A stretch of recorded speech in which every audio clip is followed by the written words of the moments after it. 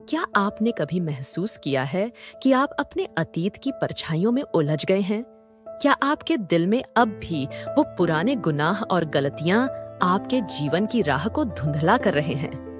कितनी बार आपने खुद को उन पलों में कैद पाया है जब आपके दिल में गिल्ट और पछतावे की जंजीरों ने आपको जकड़ लिया था?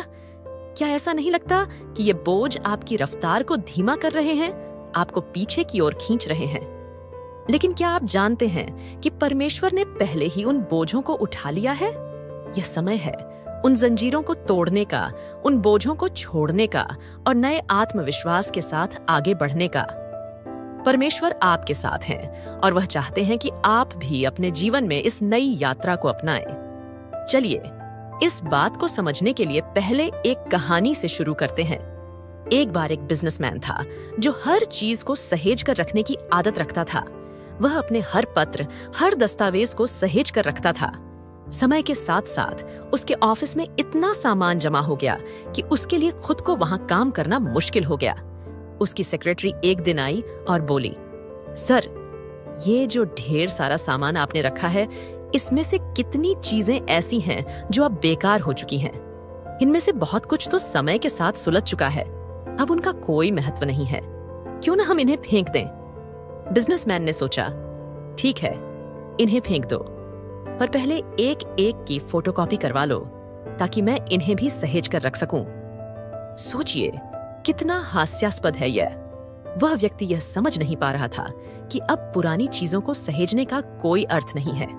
वह इन बेकार चीजों को केवल इसलिए रखे जा रहा था क्योंकि वह उनसे जुड़ी पुरानी समस्याओं को अपने से दूर नहीं कर पा रहा था। क्या हम भी कुछ ऐसे ही नहीं हैं? हम भी अपनी पुरानी गलतियों, पापों और गलतियों को अपने साथ सहेज कर रखते हैं। हम ये भूल जाते हैं कि प्रभु यीशु मसीह ने पहले ही हमारे सभी पापों का भुगतान कर दिया है। उन्होंने हमारे लिए क्रूस पर अपनी जान दे दी ताकि हम इन पुराने बोझों से मुक्त हो सकें। परंतु हम अभी भी इन बोझों को अपने कंधों पर ढोए जा रहे हैं, जैसे कि वे अभी भी हमारे ऊपर हैं। हम सोचते हैं कि शायद इन दुखों को बार बार महसूस कर हम अपने आप को परमेश्वर के सामने प्रायश्चित कर रहे हैं, लेकिन यह सत्य नहीं है। परमेश्वर ने हमें पहले ही क्षमा कर दिया है। फिलिप्पियों की किताब में हमें यह स्पष्ट रूप से समझाया गया है। फिलिप्पियों 4 के 13 और 14 में संत पौलुस कहते हैं, भाइयों, मैं यह नहीं मानता कि मैंने पकड़ लिया है, लेकिन मैं यह एक काम करता हूँ कि जो बातें पीछे रह गई हैं उन्हें भूलकर आगे की बातों की ओर बढ़ता हुआ निशाने की ओर दौड़ता हुआ चला जाता हूँ। संत पौलुस हमें एक महत्वपूर्ण सीख देते हैं। उन्होंने भी अपनी पुरानी जिंदगी में बहुत कुछ झेला था। वह पहले एक ऐसा व्यक्ति थे जो मसीहियों को सताने में अग्रणी थे, लेकिन जब उन्होंने यीशु मसीह को स्वीकार किया तब उनकी जिंदगी बदल गई। पर उन्होंने कभी भी अपने पुराने गुनाहों को अपने ऊपर हावी नहीं होने दिया। वे जानते थे कि परमेश्वर ने उन्हें क्षमा किया है और अब उन्हें अपने जीवन का नया अध्याय शुरू करना है। वे यह नहीं कहते कि उन्हें अपने पाप याद नहीं हैं, लेकिन वे उन पापों का बोझ अपने कंधों पर उठाए नहीं फिरते। इसमें हमारे लिए भी एक महत्वपूर्ण संदेश है। हमें भी अपने पुराने गुनाहों से, पुराने दुखों से और पुराने दर्द से आगे बढ़ना है। हाँ, वो हमारी कहानी का हिस्सा है, लेकिन वो हमारे वर्तमान और भविष्य को प्रभावित नहीं करने चाहिए। आपने परमेश्वर से क्षमा मांगी है और वह आपको माफ कर चुके हैं। अब यह समय है आगे बढ़ने का, नए रिश्ते का, नई शुरुआत का। जब हम अपने अतीत की बातों में उलझे रहते हैं तो हम आगे बढ़ने की क्षमता खो देते हैं। हमारे जीवन का उद्देश्य केवल अपने पुराने पापों को याद कर उनसे दुखी होना नहीं है। प्रभु ने हमें क्षमा किया है और अब हमें आगे बढ़ने का मार्ग दिखाया है। इसीलिए हमें अपने पुराने दुखों को छोड़कर परमेश्वर के दिए हुए नए जीवन की ओर बढ़ना चाहिए। जैसे संत पौलुस ने कहा, हमें अपने पीछे की बातों को भूलकर आगे की ओर दौड़ना चाहिए। परमेश्वर ने हमें जिस मुकुट के लिए बुलाया है उसकी ओर हमें बढ़ना चाहिए। यही हमारे जीवन का वास्तविक उद्देश्य है। इसलिए आज यदि आपके जीवन में कोई पुरानी घटना, पुरानी गलती या कोई पुराना पाप है जिसने आपको अब तक रोके रखा है, तो उसे छोड़ दीजिए। परमेश्वर ने आपको माफ कर दिया है और अब आपको भी खुद को माफ करना होगा।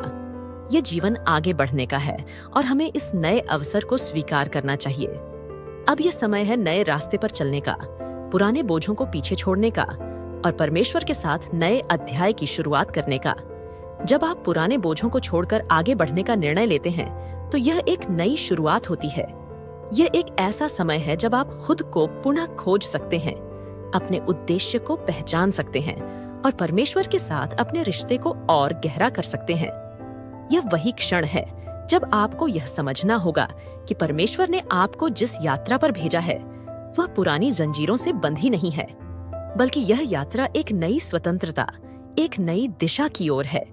याद रखें, जब आप अपने पुराने पापों और गलतियों को अपने साथ लेकर चलते हैं, तो आप अनजाने में अपने ही पैरों में बेड़ियां बांध लेते हैं। ये बेड़ियां आपको आगे बढ़ने से रोकती हैं, आपको गिराती हैं और आपको उस पूर्णता को प्राप्त करने से दूर रखती हैं जो परमेश्वर आपके लिए चाहते हैं। लेकिन जब आप उन्हें छोड़ते हैं, तब आपको एहसास होता है कि आप कितने हल्के हो गए हैं।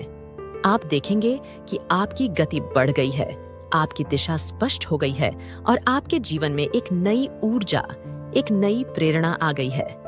जैसे फिलिप्पियों के पत्र में संत पौलुस ने कहा है, मैं निशाने की ओर दौड़ता हुआ चला जाता हूँ। यह एक सशक्त संदेश है। वह हमें सिखाते हैं कि जो बीत गया उसे पीछे छोड़ देना चाहिए और भविष्य की ओर ध्यान केंद्रित करना चाहिए। निशाना केवल एक दिशा में होता है और वह दिशा है आगे की। परमेश्वर ने हमें जिस मुकुट के लिए बुलाया है, वह मुकुट हम तभी पा सकते हैं जब हम अपने अतीत को पीछे छोड़कर नए आत्मविश्वास के साथ आगे बढ़ें। आपके जीवन में भी ऐसे कई क्षण आए होंगे जब आपको लगा होगा कि आपकी पुरानी गलतियों का बोझ आपको आगे बढ़ने से रोक रहा है। हो सकता है कि आपने महसूस किया हो कि आप अपने अतीत के कारण कभी भी अपने सपनों को साकार नहीं कर पाएंगे, लेकिन यह सत्य नहीं है। परमेश्वर ने आपको मुक्त किया है और अब यह समय है कि आप खुद को भी मुक्त करें। जब आप अपने आप को परमेश्वर के हाथों में समर्पित करते हैं, तो आप देखते हैं कि वह कैसे आपके जीवन को एक नई दिशा देता है। वह आपको दिखाता है कि आप अकेले नहीं हैं और वह हर कदम पर आपके साथ है। यह एहसास आपको न केवल प्रेरित करता है, बल्कि आपको अपनी जिंदगी के हर पहलू में नई ऊर्जा के साथ जीने की क्षमता देता है। यही समय है जब आपको अपने जीवन में एक नया पृष्ठ खोलना है। उस पृष्ठ पर न केवल आपका वर्तमान लिखा जाएगा, बल्कि आपका भविष्य भी।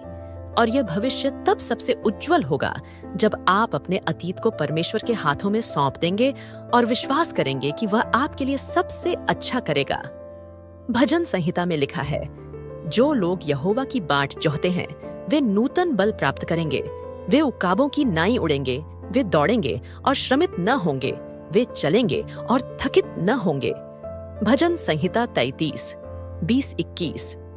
यह वचन हमें यह विश्वास दिलाता है कि जब हम परमेश्वर पर भरोसा करते हैं, तो वह हमें नई ऊर्जा, नई शक्ति प्रदान करता है। वह हमें न केवल आगे बढ़ने की क्षमता देता है, बल्कि हमें उन सारी बाधाओं से ऊपर उठने की भी ताकत देता है जो हमें पीछे खींच रही थीं। अब आपके जीवन में वह समय आ चुका है जब आपको अपने आप से यह प्रश्न करना चाहिए, क्या आप अपने अतीत की बेड़ियों को तोड़ने के लिए तैयार हैं? क्या आप परमेश्वर के दिए हुए नए जीवन को पूरी तरह से अपनाने के लिए तैयार हैं? यह निर्णय आपका है। लेकिन याद रखें, जब आप अपने अतीत को छोड़कर आगे बढ़ते हैं, तब आप परमेश्वर के उस अनंत प्रेम और दया को महसूस कर पाते हैं जो वह आपके लिए हमेशा से चाहते थे।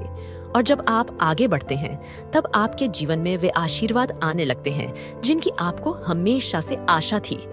वे आशीर्वाद जो आपके इंतजार में थे, लेकिन आपके पुराने बोझों के कारण आपके पास नहीं आ पा रहे थे। परमेश्वर आपको बुला रहे हैं। वह आपको एक नया जीवन, एक नया अवसर देने के लिए तैयार हैं। और यह अवसर आपको तभी मिल सकता है जब आप अपने पुराने पापों, गलतियों और दुखों को पीछे छोड़कर उनके साथ आगे बढ़ें। इसलिए उठिए, अपने पुराने बोझों को परमेश्वर के हाथों में सौंप दीजिए और अपने जीवन के इस नए अध्याय को शुरू कीजिए। परमेश्वर आपके साथ हैं और वह आपको उस मुकुट की ओर ले जाएंगे जिसे उन्होंने आपके लिए निर्धारित किया है। आगे की यात्रा आसान नहीं हो सकती, परंतु वह वादा करता है कि वह आपको कभी अकेला नहीं छोड़ेगा। उसकी इस अद्भुत योजना में आपके लिए एक खास स्थान है और वह स्थान पाने के लिए आपको अपने अतीत को छोड़कर नए भविष्य की ओर बढ़ना होगा। याद रखें, परमेश्वर ने आपको चुन लिया है और अब यह समय है कि आप भी खुद को चुनें। अपने पुराने गुनाहों से मुक्त होकर उस नए जीवन को अपनाएं जो परमेश्वर ने आपके लिए तैयार किया है। आज ही अपने जीवन में यह निर्णय लें और देखिए कैसे परमेश्वर आपके जीवन को एक नई दिशा, एक नई शुरुआत और एक नया भविष्य देते हैं। आप जिस रास्ते पर चलेंगे वह रास्ता आपको उस शांति, संतुष्टि और आनंद की ओर ले जाएगा जिसकी आप हमेशा से चाहत रखते थे। परमेश्वर के इस अद्भुत मार्गदर्शन का अनुसरण करें और अपने जीवन को उस मुकाम तक ले जाएं जहां परमेश्वर आपको देखना चाहते हैं।